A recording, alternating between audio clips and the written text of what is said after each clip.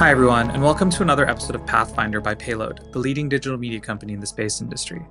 I'm your host, Mo Islam, and I'm joined today by Jeremiah Pate, the founder and CEO of Lunasonde, a Tucson, Arizona-based startup building subsurface SAR, or synthetic aperture radar, satellites to image Earth, the Moon, and other planets. The technology offers a more efficient and effective way to identify subsurface resources. Jeremiah and I chat about the origins of the company, the unique business model, and the real-world applications for the technology. That and much more on today's episode. Jeremiah, welcome to the show. Yeah, thank you for having me today.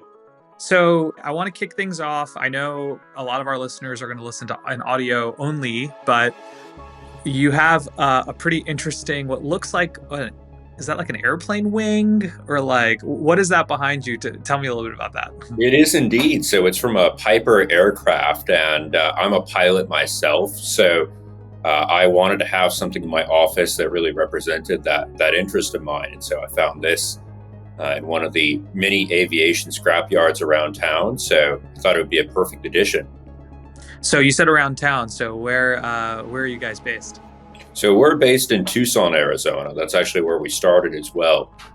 Okay, awesome. Well, why don't you, tell us a little bit about Lunasonde. Is that the right pronunciation of the company? I've seen it right and written so many times. I've always wondered. So, what is the right pronunciation?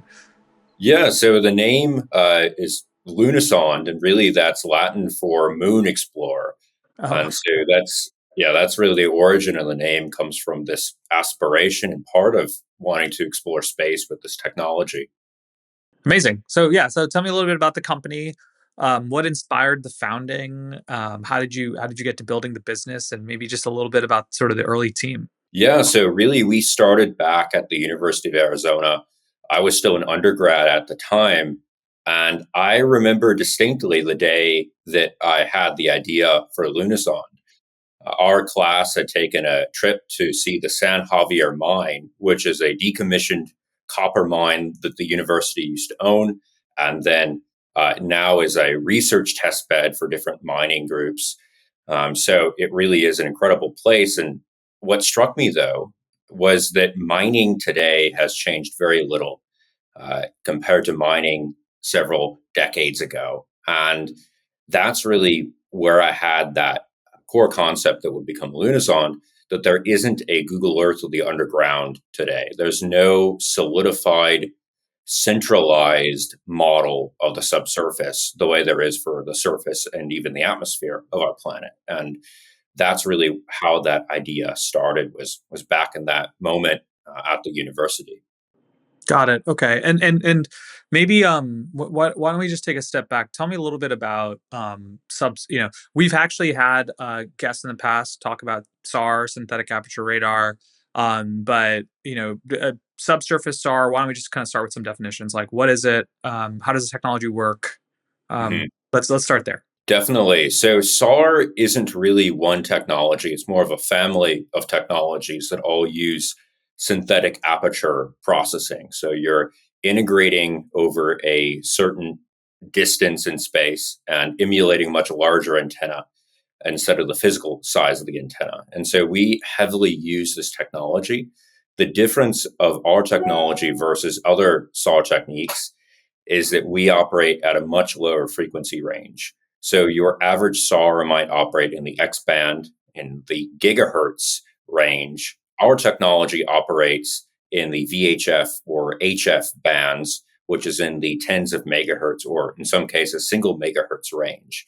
So really that's the core difference between our technology and existing SAR. And those long waves are able to actually penetrate subsurface as opposed to just bouncing off the surface like a traditional SAR system would. And why is this important? Yeah, so really, ultimately, this extends remote sensing to the subsurface, and that's something that's been seen as science fiction.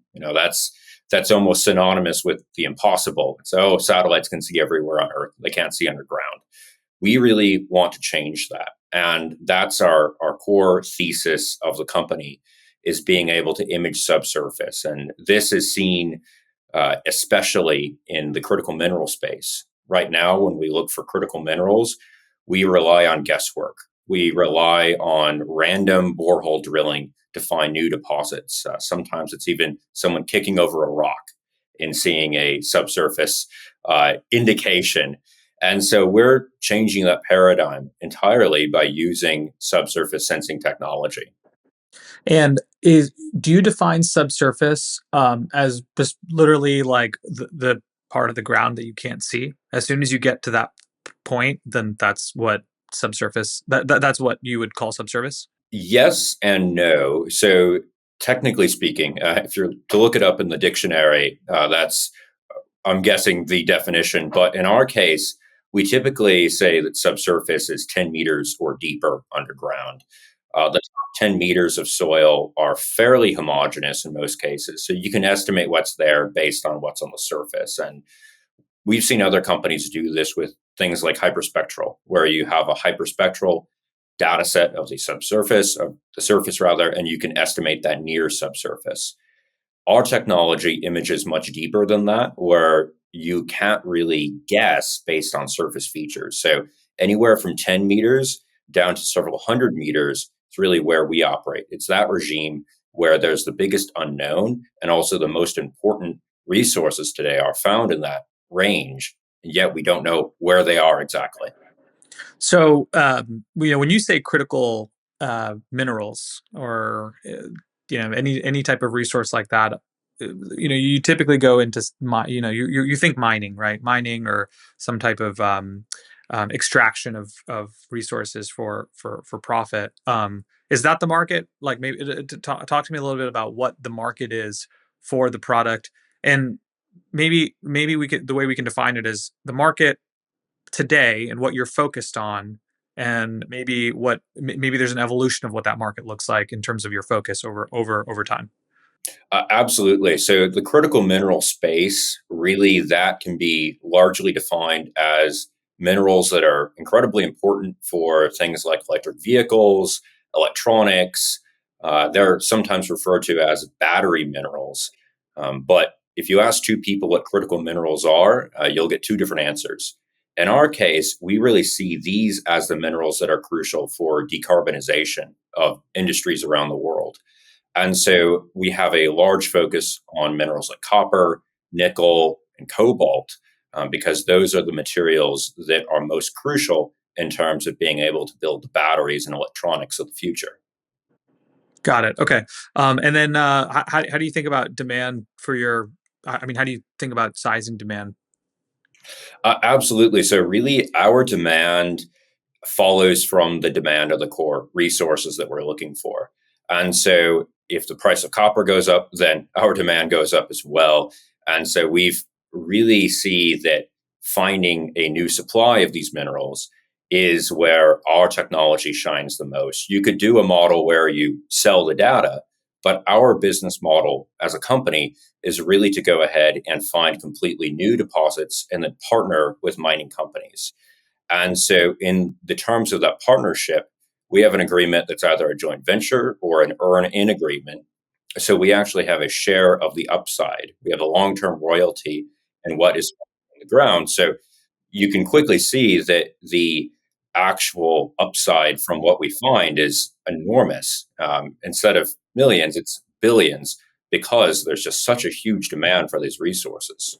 I see. Okay, so you partner with let's just say a mining business. You help them identify a source of a resource, and then if it leads to any type of monetization event for the company, there's a royalty stream for you. Absolutely. Yeah. And Okay. that's a model that's been done in the mineral industry for decades. So what's great about that is that that model, those earn-in arrangements, are very well understood in industry, and the existing incumbents are very familiar with that business structure. But we're able to apply a new technology to an old business model. And so that really allows us to directly slide into this industry, even though we're such a new player. Are you familiar with Pierre Lassonde? I'm not actually, no. Okay, so do you know the company Franco Nevada? I have heard of that company before, yeah. Okay, because this kind of there's elements of this that reminds me of Franco Nevada. We don't need to get into it. This is gold mining. This is a they were one of the pioneers of or maybe I shouldn't say pioneers, but in terms of exploiting the business model for a large amount of profit. They've been really good at kind of going out, exploring, finding, and then pursuing sort of the royalty model. Anyway, let's talk a little bit about sort of the architecture of your system. So tell us a little bit about, okay, so you're doing this. How are you doing this? Like what? Let's go deep on the system itself. Yeah, so the most fundamental requirement for our system is dealing with that long wavelength. So your average SAR has a wavelength that's in the centimeter range. Our wavelengths are around 3 to 300 meters in size. So they're enormous. And we have to go ahead and manage these large waves with a small satellite. So that's just as difficult as it sounds. And so, what we've really done to work around this is found a lot of brilliant ways to work with these large waves with a small antenna and a small form factor vehicle. And so, we have a deployable antenna structure as well as a high power transmitter system that fits in a shoebox size architecture. So, that miniaturization is something that's very core to Lunasonde's decisive edge in this market. Have you launched anything to space yet? So we've launched 2 satellites, and neither satellite had the full tech stack on board. So we acquired a lot of engineering data from those flights. So those are both really big learning experiences for us. To complement those flights, we've also done a lot of airborne testing. So we've actually flown over about 1,000 square kilometers of the American Southwest with airborne platforms on helicopters, fixed wing aircraft, or high altitude platforms. So obviously collecting subsurface data is one element of the business, and then you have to go and obviously interpret that data. How do you sort of turn that raw data, right? Because most when you're looking at SAR data, it's not distinguishable to the human eye, right? At least in its raw form. How do you then turn that raw data into an insight? Maybe walk through sort of that end to end process. Yeah, so that's about half of the secret sauce of Lunasonde. So I mentioned that miniaturization and that cramming all that into a shoebox. That's secret sauce part one. Part two is really how do you make sense of that raw data? And we actually have a whole team of geologists and geophysicists that have built these algorithms for processing our data and making it into an actionable insight. And so that really lies in being able to look at the spectrum of the return signal and parsing that spectrum at different intensities. And what you can do with this is something called dielectric spectroscopy, where you're looking at the frequency response of different materials versus the time of flight of the signals. So you can actually create a 3D model of the underground and get a sense of what compositions of each strata of that subsurface feature is made of by taking the frequency over time over intensity approach. Got it.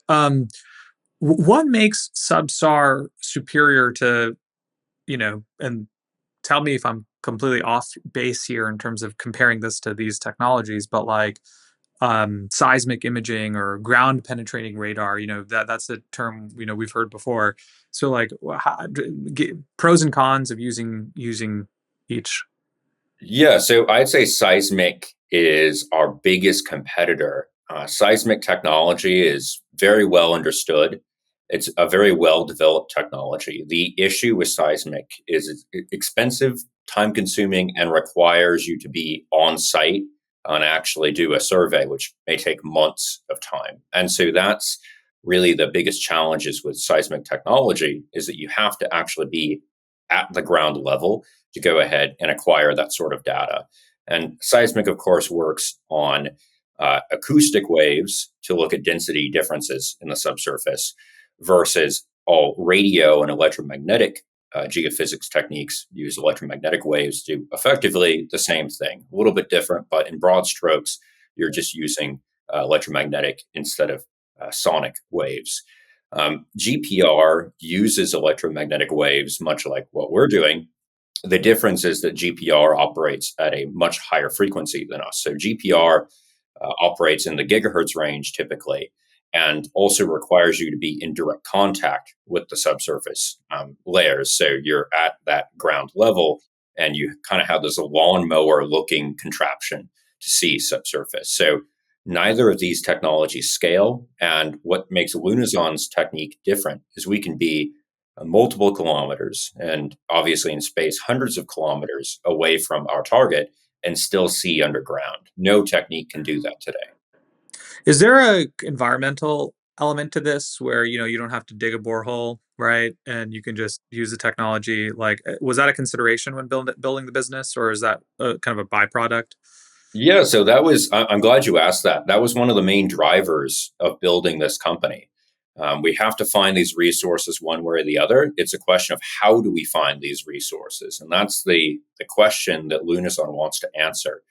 I remember when I saw some borehole drilling taking place in a mine here in Arizona, and the ground literally looked like Swiss cheese. You're drilling boreholes everywhere. You have giant machinery. You're completely disrupting the environment. And that's before mining production even happened. You're already having this tremendous disruption to the surroundings of the area that you're looking for minerals. And what we're doing acquires the same sort of data, but without ever stepping foot on the surface.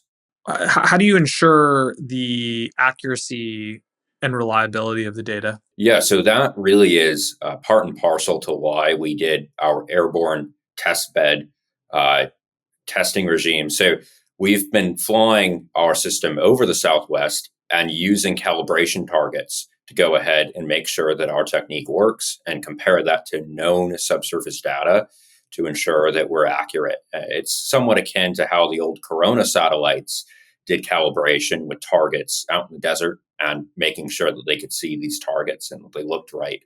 We're doing the exact same thing with subsurface deposits, and we've been able to really get our accuracy up to an extremely high degree compared to any existing technique. Is this Corona like the or relatively recently declassified Corona? Yes.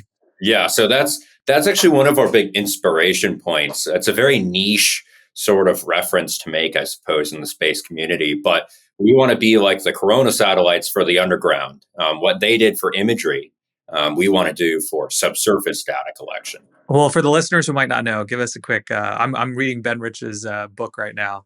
That's I'm fantastic. like deep in the middle of all this, but yeah, give us a little bit of a history lesson.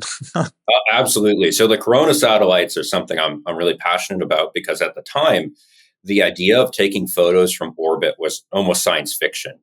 The only photos we had at that point were these fuzzy little pictures of the Earth's atmosphere and nothing that you'd really see as a photo worthy of intelligence gathering. And so the CIA, different intelligence agencies, thought, how can we go ahead and see the Soviet Union from space and actually go ahead and image how many missiles they have and things of that nature? And so they came up with this crazy idea to go ahead and fly these satellites, record the imagery on old school film, and then return those film canisters on parachutes. And this somehow worked. That's the part that amazes me the most is that this actually worked. And this provided intelligence that got the US through the Cuban Missile Crisis, through a lot of diplomatic hard times in the 60s and 70s. And what I find most remarkable is that the Corona satellites held the record in optical resolution for decades. Up until the 2000s, that resolution had not been beaten. And that just shows that sometimes these weird ideas uh, turn out to be the most successful ones. Didn't they like deploy like thousands of these canisters that like ended up making it safely back, and also even like more importantly, just never got caught? Absolutely. They actually caught these canisters in midair Yeah. using aircraft because the data was so sensitive, they didn't want it to even touch the ground. So they had these specially outfitted cargo planes that would capture these canisters in mid flight.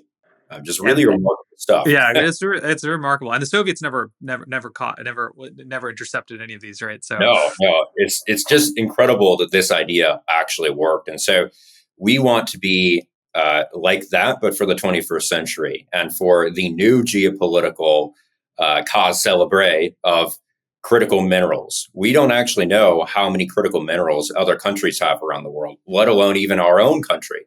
And so being able to image at scale subsurface is going to be revolutionary. Yeah. Well, yeah, and my last comment on Corona is like what's so fascinating about that program is that if there was a startup today that said, "Hey, we're going to take images of satellites, we're going to drop the film into this, canister, we're going to drop, we're going to that canister is going to like go back into Earth's surface, and then we're going to catch it with a plane." Most people would be like, "What are you talking about?" And it's like, "Oh, That is so actually, true. That is such a good point. Like any company, any startup saying that would be laughed out of the room, and yet we did that with 1960s technology.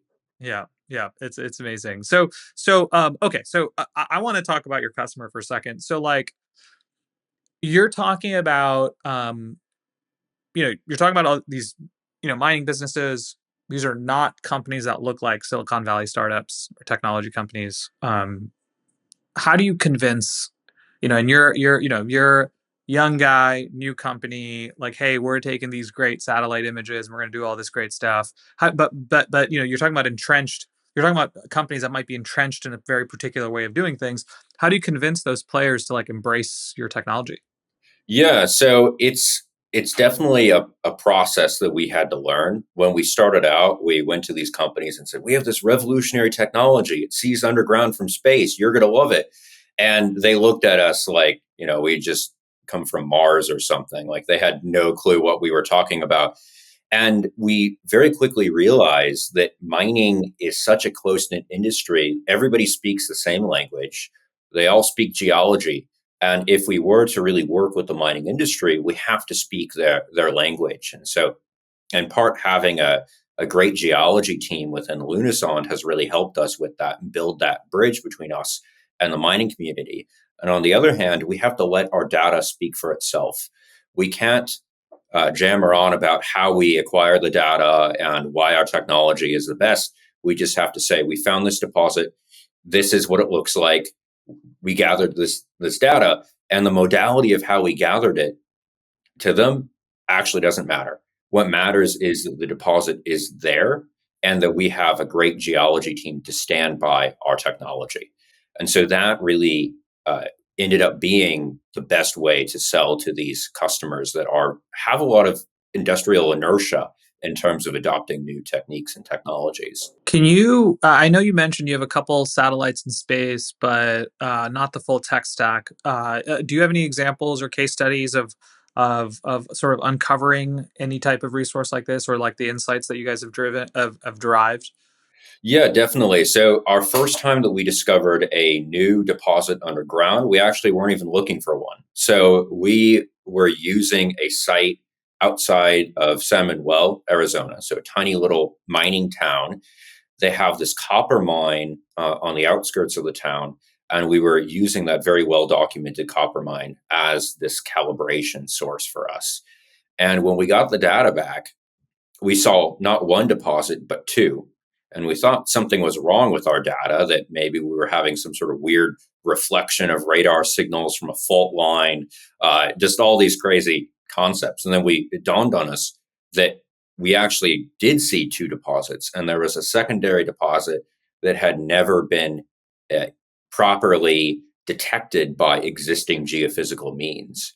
And so that was a watershed moment for us, because we were able to go ahead and say positively, we found a completely unknown deposit, and then we followed up and proved that that deposit is indeed present. Wow, that's fascinating. That's super interesting. So, how hard would it be? Okay, so there's a number of there are a number of um, synthetic aperture radar companies out there, satellites, satellite businesses out there, imaging businesses out there that are doing great stuff with technology.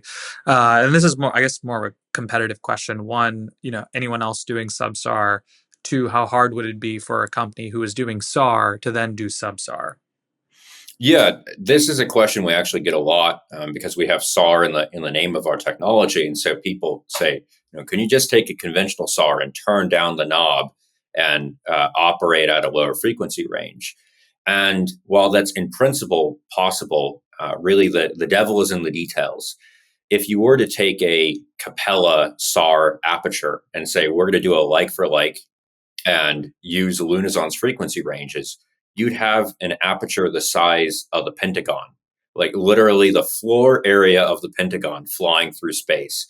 That's using existing SAR techniques. And what Lunasonde has done is through 5 years of intensive R&D, figured out how to miniaturize this to a much smaller form factor. So any other SAR company would be back to square one if they were trying to replicate what we're doing. In terms of competitors, there are other companies that are using ground based techniques, but no one is trying what we're doing. I think precisely because it sounds so crazy. Everybody's like, okay, that's science fiction. That's impossible. As soon as we're able to really demonstrate this at scale, I know there's going to be no shortage of companies trying to replicate what we're doing. It's going to be a 4 minute mile situation where everybody thinks it's impossible. And as soon as we really show that's possible, everyone's going to try to catch up. So I'm not a SAR expert, but I do have to. I'm curious, like, what is why do people hear it and think it's impossible, or this sounds impossible? What sounds impossible about it? Yeah, I think it really comes down to something just that's counterintuitive. Seeing underground from space just sounds completely ridiculous. Like to anybody that doesn't really think about the first principles, but just thinks about the result, it just sounds absurd. And if you deconstructed the first principles, though, not only is it possible, but we have actually done this on other planets. That's the part about this that's most comical, is that we've done this around Mars, around the moon. Even back in the 70s, there was a lunar sounder experiment. The difference is it's, even though we've proven the principle, it's much harder to do this on Earth because Earth is more conductive. We have water, of course, in soil, and so that means attenuation stronger. So it's just is such a tricky problem, and the outcome just sounds like science fiction.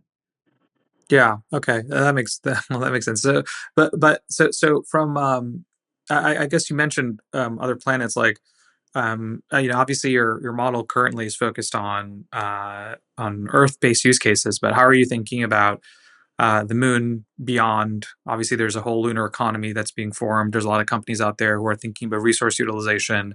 How are you thinking about your model as it relates to outside Earth? Yeah, so really the ultimate goal of Lunasonde is to explore resources beyond the Earth. We are called Lunasonde and not Terrasonde for a reason. And we ultimately really see that mining in space is the cleanest form of mining that you can possibly have. Mining on Earth, we want to make that cleaner by basically using techniques to image deposits and minimizing boreholes that don't need to be drilled. But that still has some pollution, even though it's drastically reduced. Mining in space is absolutely clean because you are mining outside of the ecosphere of Earth, and so that really means that you can go ahead and get these resources for no environmental cost at all. And scanning resources on the moon and Mars is something that we see as our 10-year roadmap. It's not something we're going to do tomorrow, but it's something that we really see as core to what Lunasonde is.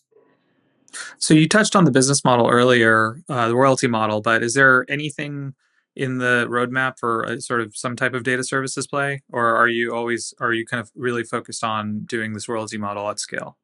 So data services make sense only in two edge cases. One edge case is water resources. So when you're looking at water resources, those are changing over time. And so there really is a clear path to doing a subscription model where you're looking at not three-dimensional data, but four-dimensional subsurface data. And so that's one example. The other example is another four-dimensional spatial temporal data set, which is in defense applications. So using this to look for unexploded ordnance, underground facilities, things of that nature.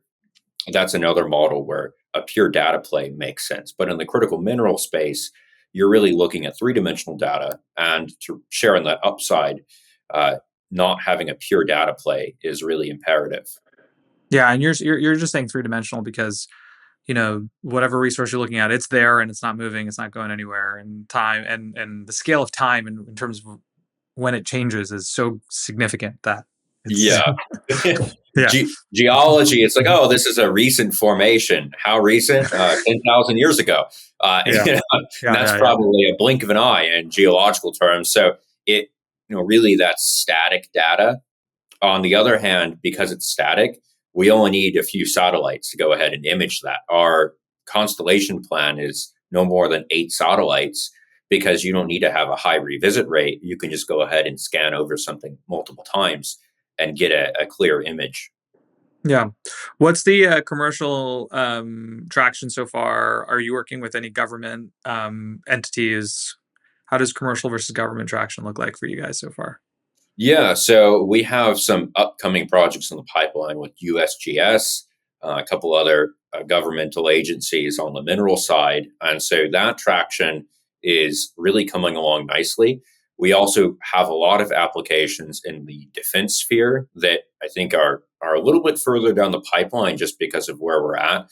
But at the same time, there's a huge amount of potential there, especially because the underground is terra incognita for the defense sphere as well. When there's an underground facility in another country, an adversary of the United States, you simply see the opening to that facility and nothing else. You don't know how large it is or what sort of weapons are there, if any. And our technology can answer those questions. Have you looked at any types of partnerships with any of the space mining companies out there, startups that are out there that are? I assume you've spoken to all of them in some way, shape, or form. Yeah, yeah. So I've been a huge fan of the space mining field since I was a teenager. I just think it's a fascinating concept, and I know Matt at Astroforge, and I think Astroforge is really on a good track. It's definitely a risky path for sure. There's no margin for error, but I hope the best for them. And obviously, I think there's a good partnership potential in that specific instance because our technology can go ahead and assess what's inside of an asteroid with a high degree of fidelity on a flyby or rendezvous mission. Talk to me about your scaling path. Like, what is obviously you have two satellites now. What is the next big milestone? And then when do you think you'll have your kind of constellation up in space at scale? Yeah, so our first satellite of our actual constellation is launching in July. And so that satellite is actually named San Javier after the mine where I first had the idea for Lunasonde. And so the San Javier satellite is a 6U satellite, and all the satellites in our constellation of 8 are going to be 6Us. And so we plan to field this constellation of satellites over the next 3 years and ultimately be able to create a full map of the world's underground within 5 years. And so this means that we're able to have this complete Google Earth of the subsurface with relatively low expenditure. And as far as funding goes for the company, how have you been funded so far, and any future fundraising plans? Yeah, so we've raised $11.5 million to date.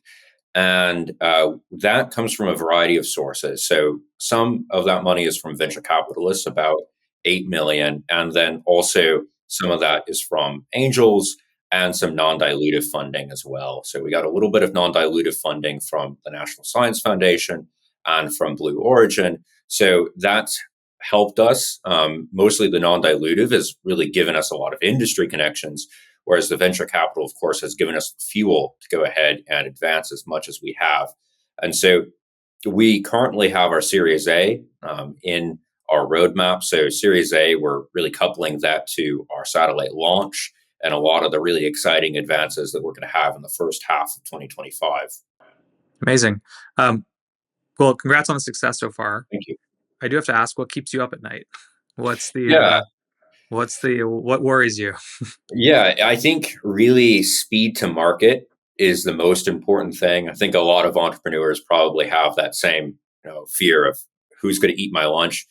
Um, for us, even though we have a really unique technology and we have the prime mover advantage now, uh, if we take our foot off the pedal and we go at a slower pace, it is entirely possible that someone would pass us by.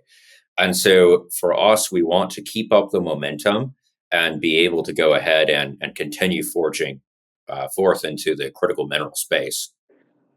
What's the long-term vision for the business? And you can define long-term how you'd like, but Yeah, yeah. beyond critical, and we're kind of alluding to some of it, talking about the moon and beyond. But as you talk to investors, actually, maybe we can even frame it that way, right? You're talking to investors.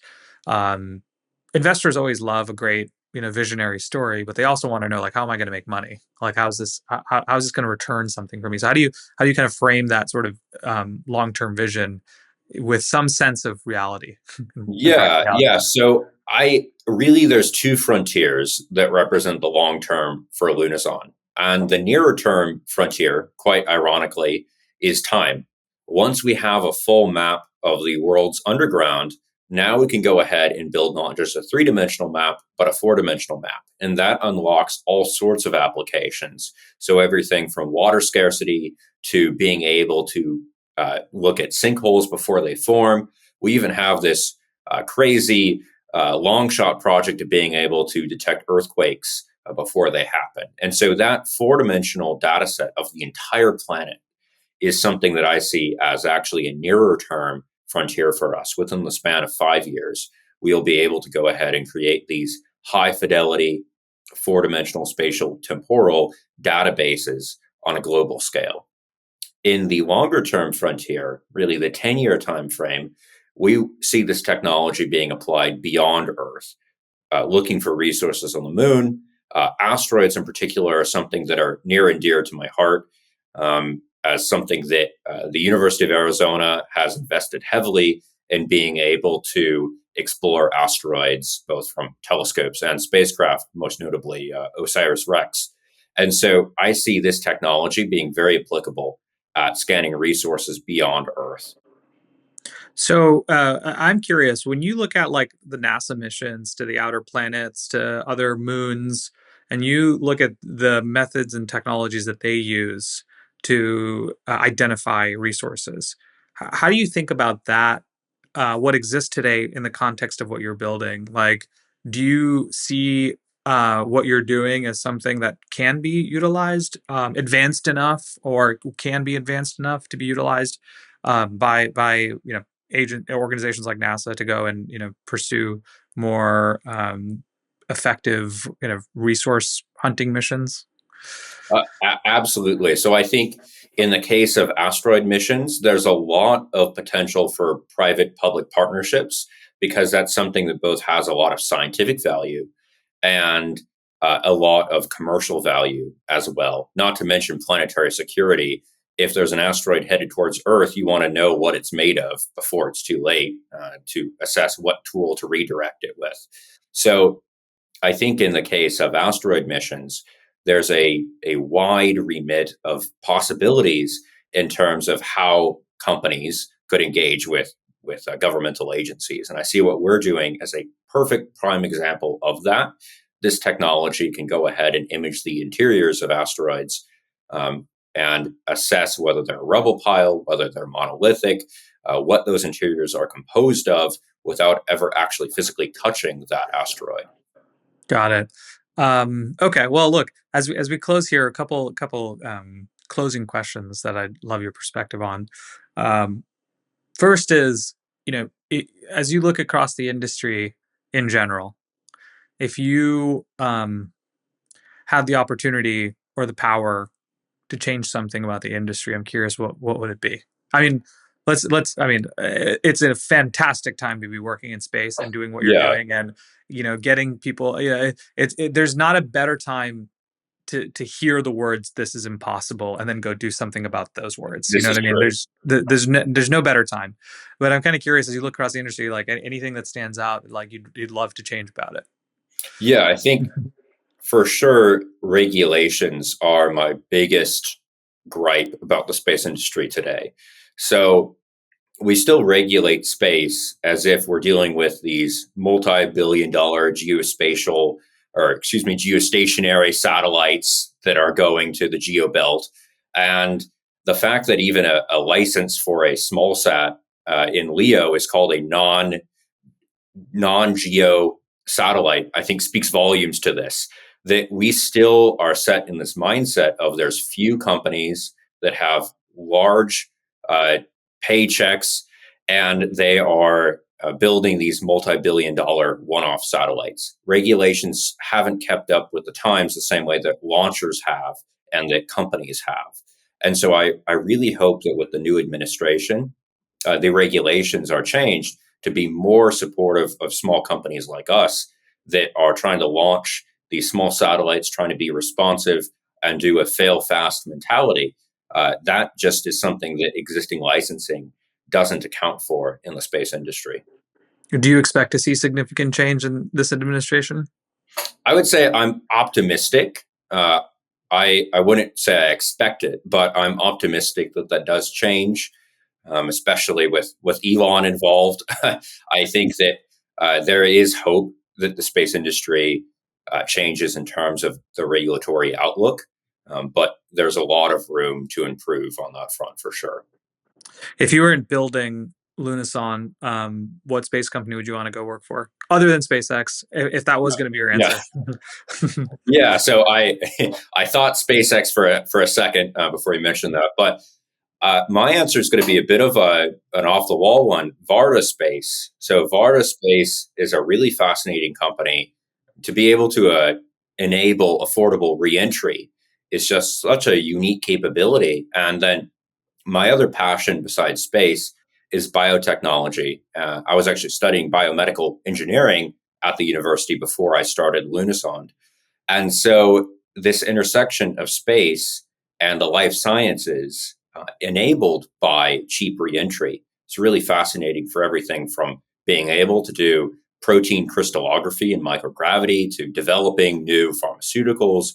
It's just such an intersectional idea between these two industries that you don't think of overlapping. Yeah, well, also, it's funny you mentioned Varda because they have a royalty model, right? So Really? I didn't know that.